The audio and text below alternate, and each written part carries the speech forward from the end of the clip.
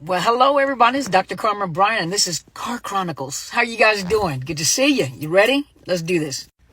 Listen, some of you have been the supply, of course, or you wouldn't be here, or have been with a narcissist, whatever. You were the supply at one time, or they may have moved on and they have a new supply.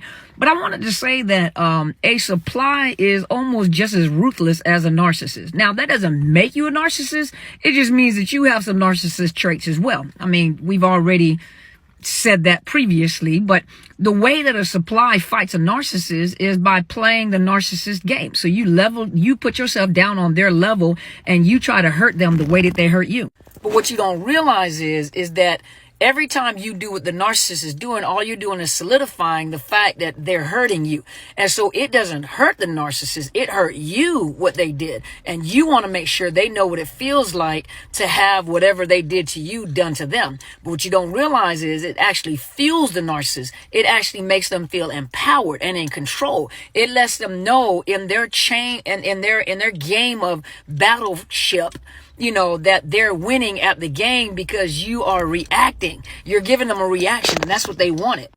I'll give you an example. We did one about the parents, those that have children by a narcissist.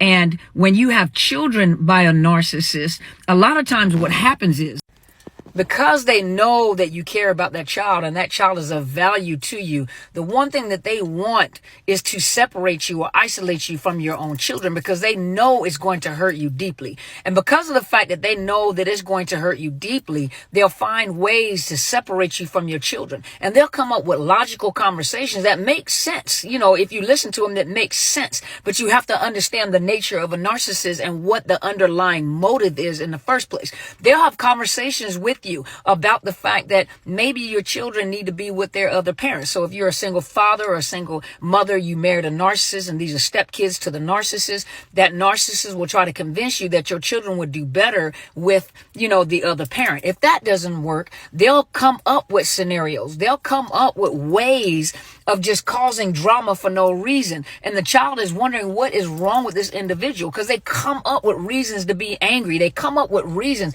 and then they'll threaten you. Either it's me or it's your kids. You're going to have to make up your mind because you don't know how to parent your children or you don't know or whatever to convince you that you need to send your children back to their parent because of the fact that you want to hold on to them. And some of you are ashamed about that. It's okay. That's why we're here.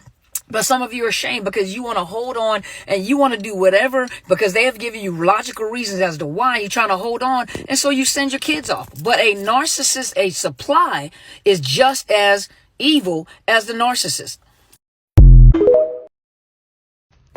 Hey, this is Dr. Carmen Bryan. This is part 2, that a narcissist supply can be just as hateful as the narcissist. And the way that the video ended the last time said that a narcissist supply can be just as evil as the narcissist. That's what I was trying to say, that it can be just as evil.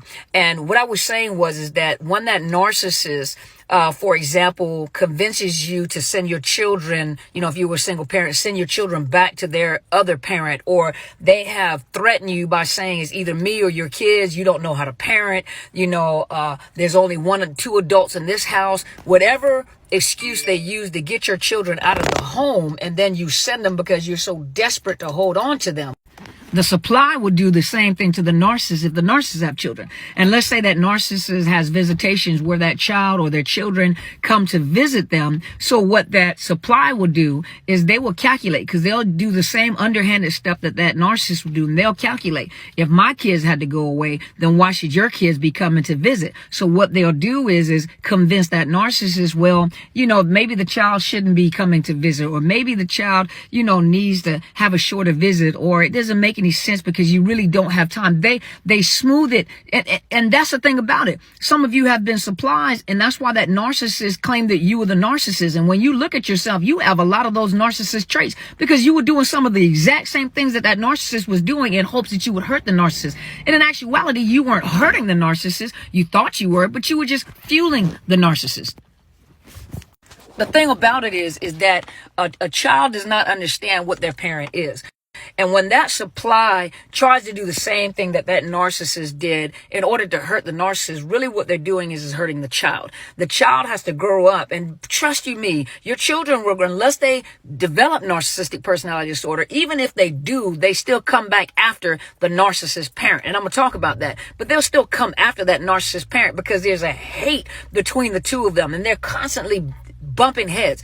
But those children that don't develop NPD, a lot of those children grow up, and you'd be surprised at what age they begin to recognize the traits of the narcissist, especially if you're helping them and explaining to them, not in an evil, cruel way, but at the same time, that narcissist supply, the new supply, or you yourself, you try to fight that narcissist back the way that narcissist was fighting you. So the things that they were doing, you turn around and underhandedly try to do it too, but you try to do it in a nice, logical way that makes sense, but really down on the inside, you're trying to get back at them. So you go after their kids too. Whatever they go after, you turn around and go after the exact same thing to try to hurt them. And then you justify it by, I just wanted to let them see what it felt like. Well, if they can do it, then I can do it too.